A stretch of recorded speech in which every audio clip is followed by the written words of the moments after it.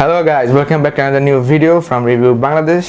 আর আজকে আমরা নতুন কয়েকটা প্রোডাক্ট নিয়ে আসছি। সেটা হচ্ছে একটা হচ্ছে Fantech-এর mouse and another one is Fantech-এর কিবোর্ড। সো আমরা আজকে দেখব, তবে আনবক্সিং করব প্লাস রিভিউ করব। ফ্রি চেঞ্জ অফার, সাথেই থাকুন।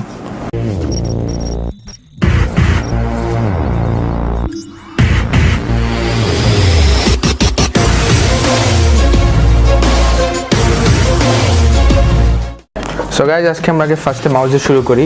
সো মাউসটার এখানে এটা খোলা যায়, আমি এভাবেই দেখাচ্ছি এক ঝলক আনবক্সিংয়ের আগে। সো এটা হচ্ছে সো লেটস আনবক্স ইট।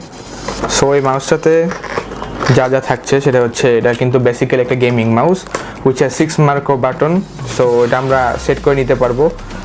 এটা যখন আমরা কানেক্ট করবো তখন একটা নতুন যে পপ আপ হবে। সো এটা আমরা সফটওয়্যারের যে জিনিসগুলো আছে এগুলো কিন্তু আলাদাভাবে ঠিক করে নিতে পারবো। প্লাস সেটা কিন্তু 10 মিলিয়ন ক্লিক লাইফ টাইম ওরা যেটাকে বলে। আর এটা আপনারা ইজিলি রাইট আর লেফট হ্যান্ড দুটো দিয়ে খেলতে পারবেন। সো এটা বেসিক্যালি একটা গেমিং মাউস। আমি এটা আনবক্সিং করতেছি। ওয়ালা, সো আমরা বক্সের সাইডে রেখে দিচ্ছি। Where is the mouse? মাউসটা দেখতে অনেকটা প্রিমিয়াম। এটা গ্রিপও খুব ভালো হবে, যেহেতু এটা অনেকটা ম্যাট লুক রাখছে। আর এটা আমি জানি যতদূর, যেটা যখন আমরা কানেক্ট করব তখন এটা কিন্তু লাইট ব্লিঙ্ক করবে। সো এটা দেখতেছি বক্সের কী কী আছে, বাট ইউএসবিটার সাথে দেখলাম একটা ছোটো দিয়ে দিছে যাতে এটা প্রোটেক্টেড থাকে।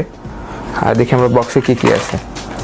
সো গেছে, এটা বক্সে কিন্তু বেসিক্যালি আপনি মাউসটি পেয়ে যাবেন, সাথে থাকছে একটা ছোটো কার্ড যেটা কিন্তু ওয়ারেন্টি কার্ড। প্লাস আপনাকে থ্যাংক ইউ জানাচ্ছে for purchasing it.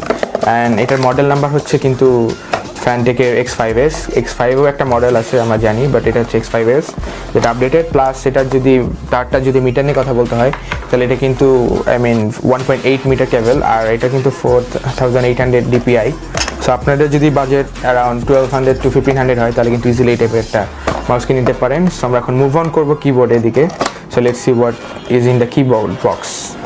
So guys, আমরা এখন কিবোর্ডে মুভিং অন করবো। সো এটা হচ্ছে কিবোর্ড, এটা দেখতে অনেক জোস। সো কিবোর্ডটার মডেল হচ্ছে Jexter K610। এটা কিন্তু খুব নামকরা একটা কিবোর্ড Fantech কোম্পানির। অ্যান্ড এটা কিন্তু 90 কিজ আছে, যেটা anti ghost supported, plus Windows lock বাটনও আছে। সো আমরা এটা আনবক্স করছি।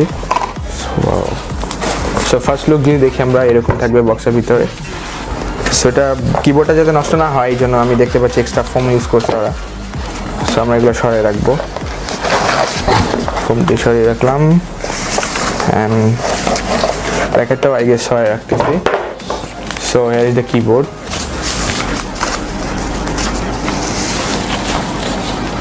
ওয়ালা, here is the keyboard. So এটাতে কিন্তু লাইট জ্বলবে, প্লাস কিবোর্ড দেখতে অনেক প্রিমিয়াম। এটা ক্যাবেলগুলো কিন্তু মাইক্রো ফাইবারের, যেটা মাউসেরও ছিল। And here is the USB cable for keyboard connection. And আমরা দেখতে পাচ্ছি Fantech Jexter একটা লোগো এখানে দেখা যাচ্ছে। অ্যান্ড কিবোর্ডটা কিন্তু পুরোটাই মেটাল বিল্ড। অ্যান্ড এটা কিবোর্ডের টাইপ করে আমি বলতে দেখতে পাচ্ছি, খুব মজা পাবো। প্লাস এতে কিন্তু একটা ফোন হোল্ডারের জন্য এরকম একটা ইও দিছে। সো আমরা যখন গেম খেলবো বাই করবো তখন কিন্তু আমরা এখানে ফোন অ্যাডজাস্ট করে রাখতে পারবো। অ্যান্ড সিরিয়াসলি এটা অনেক জোস, আমার কাছে খুব ভালো লাগছে ডিজাইনটা, প্লাস এটার লুক।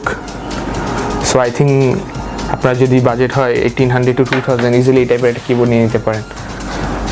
সো টোটাল আমার কস্ট পড়ছে অ্যারাউন্ড 3.5K মতো। তো আপনার যদি এরকম একটা বাজেট হয় আপনারা কিন্তু এই টাইপের প্রোডাক্ট কিনে নিতে পারেন।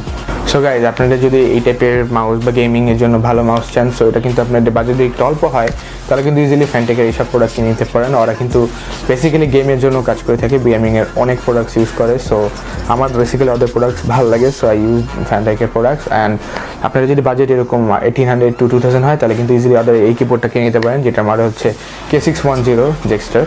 আর আপনারা যদি চান যে এরকম 1200 to 1500 মধ্যে একটা মাউস কিনতে যাচ্ছেন, সো ইজিলি কিন্তু এই টাইপের মাউস কিনে নিতে পারেন, যেটার মডেল হচ্ছে X5S।